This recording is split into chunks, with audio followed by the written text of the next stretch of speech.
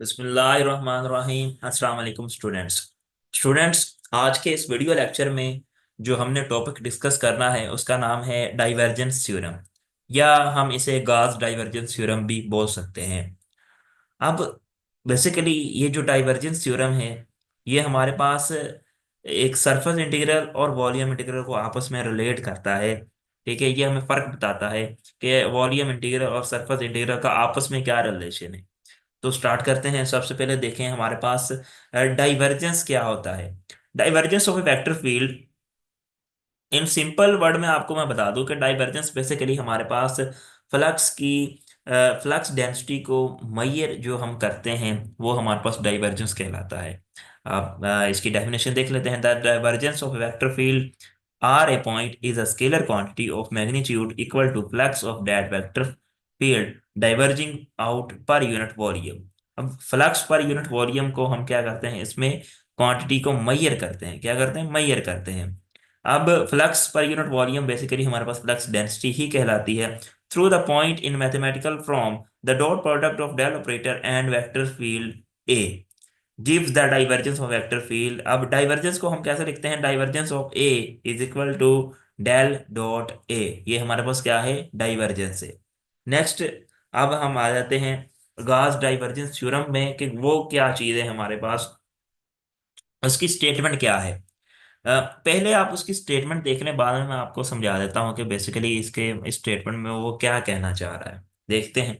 सबसे पहले देखें, according to this theorem the volume integral of divergence of vector field A over a volume v is equal to the surface integral of that vector field A taken over the surface s which enclose that volume।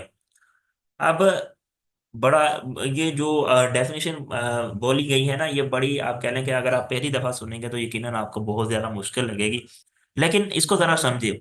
Basically वो बताता है कि एक हमने surface लिया, एक हमने क्या लिया? सरफेस लिया। हमने क्या लिया? उस सरफेस का इंटीग्रल लिया। उस सरफेस का क्या लिया? इंटीग्रल लिया। उस सरफेस का जो इंटीग्रल है, उस सरफेस में से एक कुछ वेक्टर फील्ड पास कर रही है, जो वेक्टर फील्ड ए है। अब उसका जो सरफेस इंटीग्रल है बेसिकली उस वेक्टर फील्ड का, वो किसके बराबर है? उसके जो वॉल्यूम इंटीग्रल है। ठीक है, उसके जो उसके अंदर जो वॉल्यूम है, उस सरफेस के अंदर जो वॉल्यूम है, ठीक है, उसके जो वॉल्यूम इंटीग्रल है उसकी डाइवर्जेंस के इक्वल है। उसकी किसके इक्वल है? डाइवर्जेंस के इक्वल है। यानी कि हमारे पास ये जो है देखें, del A dot D A, A हमारे पास एक वेक्टर फील्ड है, डी ए, ठीक है, उसका एरिया है। ये किसके बराबर होता है? ये बराबर होता है equal to volume integral del dot A. Del dot A basically क्या चीज है? डाइवर्जेंस। डेल डॉट ए हमारे पास क्या है? Divergence into dv. अब इसको ऐसे भी लिख सकते हैं, इसी चीज को। ये देखें, डेल डॉट ए, ये इसके पास आ से डीवी। डीवी मीन्स लंबाई जरब चौड़ाई जरब ऊंचाई, तो मतलब तीन चीजें हैं इसके अंदर। ठीक है, तो तीन दफा इंटीग्रल आएगा। ठीक है, divergence of A dv plus surface integral में देखें एरिया है, एरिया में दो चीजें होती हैं, लंबाई और चौड़ाई। तो हमारे पास दो इंटीग्रल आएंगे, ए डॉट डी ए। दस this theorem is use to convert volume integral into surface integral. ये थ्योरम किसी यूज होता है कि वॉल्यूम इंटीग्रल को हम जब सरफेस इंटीग्रल में कन्वर्ट करते हैं, और convert surface integral into volume integral में हम इस थ्योरम को यूज करते हैं। नेक्स्ट हमारे पास है, इसका मैथमेटिकल प्रूफ देख लेते हैं हमारे पास। ये देखें, ये हमारे पास एक ना आर्बिट्रेरी, आप कह लें कि बॉडी है। ठीक है, आर्बिट्रेरी बॉडी है, सरफेस है। उसमें से वेक्टर ए क्या कर रहा है? लाइंस पास कर रही है। वेक्टर ए लाइंस क्या कर रही है? पास कर रही है। और जो इसका वॉल्यूम है वो डेल वी है। इसका जो वॉल्यूम है वो क्या है? Del v. तो हमारे पास जो टोटल फ्लक्स इसका बनेगा वो बनेगा integration A dot D A I. अब टोटल फ्लक्स किसके बराबर होता है? ए डॉट डी। बेसिकली जो आप पढ़ते हैं एफएससी में, वो टोटल फ्लक्स बराबर होता था हमारे पास E dot D A, integration E dot D A. अब बेसिकली उसमें ई था इलेक्ट्रिक फील्ड ऑफ लाइंस। अब इसमें जो लाइंस है, जो वेक्टर लाइन है वो हमारे पास ए है। ये देखें, ये वाली वेक्टर लाइन हमारे पास क्या है? ए। तो हमारे पास बनेगा A dot D A I. Total flux को ऐसे भी लिख सकते हैं, डेल, ठीक है, del into phi I which is equal to A dot D A. अब टोटल फ्लक्स हमारा किसके बराबर बनेगा? Del phi one plus del phi two del phi three. अब हमने क्या किया इस स्टेप में? क्या किया हमने? इस जो बॉडी है उसको छोटे छोटे बॉक्सेस में तकसीम कर लिया। उसको छोटे छोटे बॉक्सेस में क्या कर लिया, तकसीम कर लिया।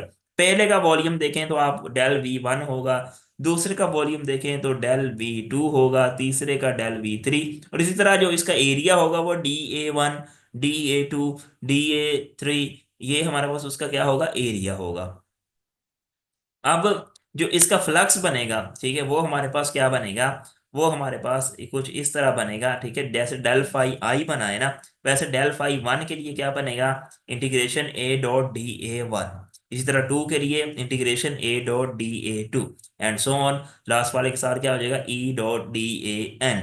अब जब इन सब को जमा करेंगे टोटल फ्लक्स, क्योंकि हमने बॉक्सर में हमने फ्लक्स को कैलकुलेट करना है बेसिकली, तो इन सब के फ्लक्स को हम जब जमा करके लिखेंगे तो इसको समेशन की फॉर्म में लिख सकते हैं, इंटीग्रेशन A.DAI। और जो आई है, आई की वैल्यू 1 से स्टार्ट होकर कहाँ तक जा रही है, एन तक जा रही है। कहाँ तक जा रही है, एन तक। इसका मतलब है कि DA1 भी आएगा, फिर DA2 भी आएगा, 3 भी आएगा, 4 भी आएगा, एंड लास्ट पे जाके DAN आ जाएगा। अब हमने क्या किया, इस इक्वेशन के सिर्फ राइट हैंड साइड को हमने मल्टीप्लाई और डिवाइड भी कर दिया डेल्टा वी के साथ। किसके साथ, देखें, डेल्टा वी के साथ मल्टीप्लाई भी कर दिया और डेल्टा वी के साथ क्या कर दिया, डिवाइड भी कर दिया। अब ये जो हमारे पास चीज है, ये देखें, या ये वाली जो चीज है, ये यानी कि integration A.DAI over del v, ये बेसिकली हमारे पास ये किसके बराबर होती है, डाइवर्जेंस के। ये किसके बराबर होती है, डाइवर्जेंस के, क्योंकि ये ऊपर वाला फ्लक्स है, नीचे वाला है वॉल्यूम। तो flux per unit volume basically हमारे पास फ्लक्स डेंसिटी बनेगी, और ये किसके बराबर है, डाइवर्जेंस के। अब ये कैसे आया, इसके लिए आपको पीछे वाला लेक्चर देखना पड़ेगा, देन आपको ये समझ में आएगा कि इसकी जगह पे ये डेल डॉट ए कैसे आ गया। क्योंकि ये समेशन को निकाल दें, integration A.DAI over del v, ये किसके बराबर होता है, ये हमारे पास डाइवर्जेंस के बराबर होता है। ये डेल वी की जगह पे अब आ गया DV, और समेशन की जगह पे क्या आ गया, इंटीग्रेशन। समेशन की जगह पे क्या आ गया, इंटीग्रेशन। ये हमारे पास टोटल फ्लक्स हो गया।